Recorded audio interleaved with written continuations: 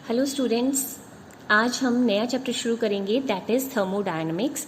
4 chapter आपके already complete हो गए हैं। ठीक है, कौन कौन से हो गए हैं? मोल कंसेप्ट वाला चैप्टर फर्स्ट चैप्टर था, second atomic structure, third one is periodic table and fourth one is chemical bonding. और ये चारों आपके सितंबर टेस्ट में आएंगे, तो इनको आप अच्छी तरह से प्रिपेयर कर लें। जो भी मैंने करवाया है उसी में से ही आएगा, तो please go through the videos and read all the topics properly. Okay बेटा, now the next chapter is thermodynamics. Thermodynamics बेटा क्या होता है? थर्म का मतलब होता है हीट, डायनेमिक्स का मतलब होता है चेंज। तो branch of chemistry which deal with transformation of heat energy from one form into another form is known as thermodynamics. Thermo का मतलब होता है हीट, डायनेमिक्स का मतलब होता है चेंज या ट्रांसफर। तो वो ब्रांच ऑफ केमिस्ट्री जो डील करती है ट्रांसफॉर्मेशन ऑफ हीट एनर्जी एक फॉर्म से दूसरे फॉर्म में ट्रांसफर करना, दैट इज कॉल्ड थर्मोडायनेमिक्स। तो थर्मोडायनेमिक्स में सबसे पहले कुछ डेफिनेशंस आती हैं। फर्स्ट डेफिनेशन है सिस्टम। सिस्टम क्या होता है बेटा? The part of universe under study और इन्वेस्टिगेशन इज सिस्टम। जो भी हम यूनिवर्स का पार्ट स्टडी कर रहे हैं या इन्वेस्टिगेट कर रहे हैं, that part is known as system. ठीक है। Second is surrounding. सराउंडिंग क्या होता है बेटा? Second one is surrounding. Surrounding is all the universe except system is called surrounding. ठीक है, सिस्टम को छोड़ के बाकी जो भी यूनिवर्स के अंदर है उसे क्या कहते हैं? सराउंडिंग। तीसरी डेफिनेशन है बाउंड्री। मैं आपको ये एग्जांपल से समझाऊंगी तो आपको समझ आएगा। अभी आप डेफिनेशन देखें। बाउंड्री क्या होती है? The part which separate system from surrounding is boundary. वो पार्ट जो सिस्टम को सराउंडिंग से सेपरेट करे उसे कहते हैं बाउंड्री। तो आपने 3 डेफिनेशन पढ़ी। सिस्टम मतलब जो आप स्टडी कर रहे हैं वो आपका सिस्टम है। सराउंडिंग मतलब सिस्टम को छोड़ के बाकी जो भी कुछ है वो क्या है? सराउंडिंग। और बाउंड्री क्या होती है? जो सिस्टम और सराउंडिंग को सेपरेट करे, दैट इज बाउंड्री। अब मैं एक एग्जांपल लेती हूँ। Let us consider a reaction of zinc and H2SO4 in a test tube. ठीक है, आपको ये रिएक्शन कंसीडर कर लें जिंक और H2SO4 की। ठीक है, और ये आपने एक टेस्ट ट्यूब में कंसीडर कर रहे हैं। ठीक है, एक टेस्ट ट्यूब में आप ये रिएक्शन कर रहे हैं। ठीक है, तो बेटा ये जो रिएक्शन है जो आप स्टडी कर रहे हो, ये क्या है? आपका सिस्टम। जिंक और H2SO4 की जो रिएक्शन आप स्टडी कर रहे हो, इन्वेस्टिगेट कर रहे हो, ये आपका हो गया सिस्टम। ठीक है, और ये जो टेस्ट ट्यूब है ये हो गई बाउंड्री, जो कि इस सिस्टम को बाकी सारे यूनिवर्स से, ब्रह्मांड में बाकी जो भी चीज़ें हो रही हैं उनसे सेपरेट कर रही है। ये जो टेस्ट ट्यूब है वो आपकी इस रिएक्शन को बाकी सारी चीज़ों से सेपरेट कर रही है। तो ये टेस्ट ट्यूब क्या हो गई? बाउंड्री। इस रिएक्शन के सिवा ब्रह्मांड में जो भी कुछ चल रहा है वो सारा क्या हो गया बेटा? सराउंडिंग। तो ये रिएक्शन होगी आपकी सिस्टम, टेस्ट ट्यूब होगी आपकी बाउंड्री, और इस रिएक्शन के अलावा जो कुछ भी हो रहा है यूनिवर्स में, दैट इज सराउंडिंग। ठीक है, तो let us consider a reaction of zinc and H2SO4 in a test tube. Then this reaction is our system, rest universe is surrounding and test tube is boundary. ठीक है बेटा, I hope आपको system, surrounding और boundary अच्छी तरह समझ आ गए हों।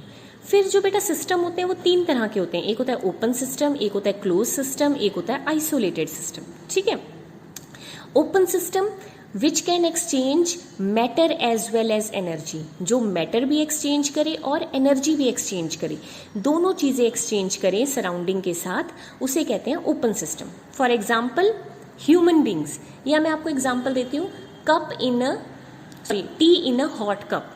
देखो, आपने गर्म चाय एक कप में ली है, अगर आप कप को पकड़ोगे तो आपको हीट महसूस होगी, मतलब आपने हीट ली, एनर्जी एक्सचेंज हुई। और क्योंकि ओपन कप है, आप कप से अगर चाय पी लोगे तो मैटर भी एक्सचेंज हुआ। तो वो सिस्टम जो मैटर भी एक्सचेंज करे और हीट भी एक्सचेंज करे, तो matter as well as energy दोनों एक्सचेंज हो, उसे कहते हैं ओपन सिस्टम। क्लोज सिस्टम होता है system which can exchange energy but not matter. वो सिस्टम जो एनर्जी तो एक्सचेंज करे पर मैटर एक्सचेंज ना करे सराउंडिंग के साथ। For example hot coffee in a closed steel bottle.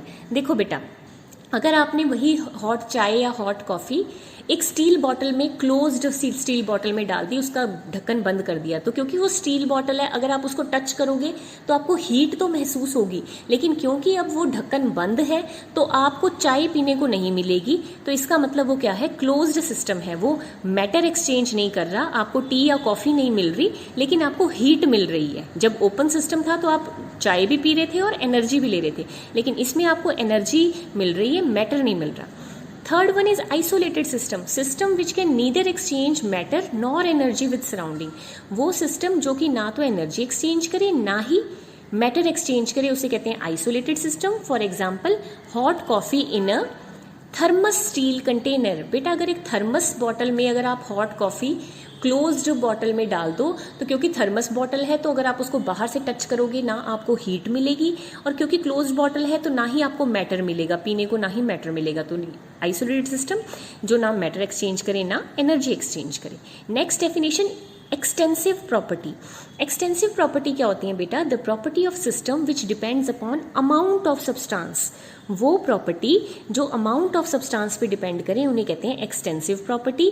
For example volume, mass energy, free energy, enthalpy.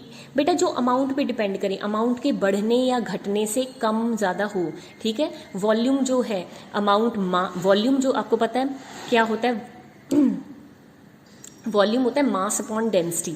तो मास के बढ़ने या घटने से वॉल्यूम को फर्क पड़ता है। तो जो अमाउंट ऑफ सब्सटेंस पे डिपेंड करे उसे कहते हैं एक्सटेंसिव प्रॉपर्टी। इसके बिल्कुल opposite intensive property, the property of the system which does not depend upon total amount of substance. जो अमाउंट पे डिपेंड ना करे बेटा, अमाउंट के बढ़ने घटने से कोई इफेक्ट ना पड़े, उसे कहते हैं इंटेंसिव प्रॉपर्टी। टेम्परेचर है बेटा, ठीक है, अमाउंट के बढ़ने घटने से फर्क नहीं पड़ रहा। अगर 40 डिग्री टेम्परेचर है तो 40 ही रहेगा, चाहे 4 लोग हों चाहे 5 लोग हों, ठीक है। प्रेशर, अमाउंट के बढ़ने घटने से फर्क नहीं पड़ता। तो इंटेंसिव प्रॉपर्टी जो अमाउंट पे डिपेंड नहीं करती, एक्सटेंसिव प्रॉपर्टी जो अमाउंट पे डिपेंड करती है। Next definition, state of the system. Condition of system when its various macroscopic property have definite value. State of the system वो पर्टिकुलर कंडीशन है जब उसकी various macroscopic property, macroscopic property जैसे volume, pressure, temperature, उनकी अगर एक definite value fix हो जाए तो उस फिक्स्ड कंडीशन को कहते हैं बेटा स्टेट ऑफ द सिस्टम। कि सिस्टम की वो स्टेट जब उसकी वेरियस प्रॉपर्टी की एक डेफिनेट वैल्यू आ जाए, एक फिक्स्ड वैल्यू आ जाए, that is called state of the system. Next definition, state variable. Any macroscopic property whose changes the state of system is called state variable। ऐसी macroscopic property कोई भी हो सकती है बेटा, टेम्परेचर, हीट, मास, वॉल्यूम, सरफेस टेंशन, कुछ भी हो सकता है, जिसके चेंज करने पे सिस्टम की स्टेट ही चेंज कर जाए। देखो बेटा, किसी प्रॉपर्टी के चेंज करने पे अगर सिस्टम की स्टेट ही चेंज कर जाए तो उस प्रॉपर्टी को कहते हैं स्टेट वेरिएबल। उसने स्टेट को वेरी कर दिया, स्टेट को चेंज कर दिया, ठीक है।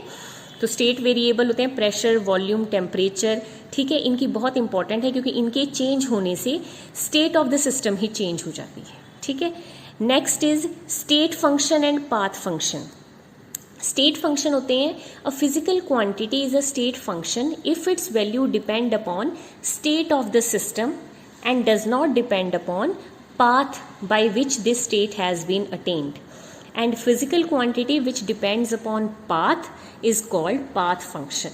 ठीक है, देखो बेटा मैं आपको एक एग्जांपल से समझाती हूँ कि ये कोई सिस्टम है A और ये कोई सिस्टम है B। ये इनिशियल स्टेट है और ये फाइनल स्टेट है। आपने A से B जाना है, या तो आप इस पाथ से चले जाओ या आप इस पाथ से चले जाओ। ठीक है जी, ये पाथ 1 है, ये पाथ 2 है।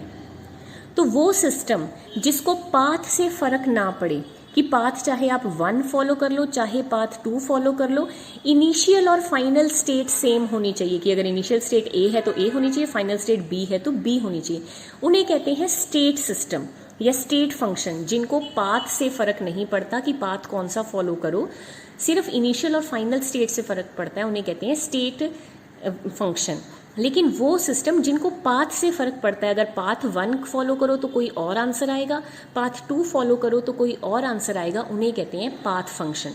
तो जो पाथ पे डिपेंड करते हैं उन्हें कहते हैं पाथ फंक्शन, जो इनिशियल और फाइनल स्टेट पे डिपेंड करते हैं उन्हें कहते हैं state function. So these are the definitions of thermodynamics. आपको बेटा ये आनी चाहिए, आप इनको अच्छी तरह से पढ़ लें। In case you have any doubt please ask. Thank you.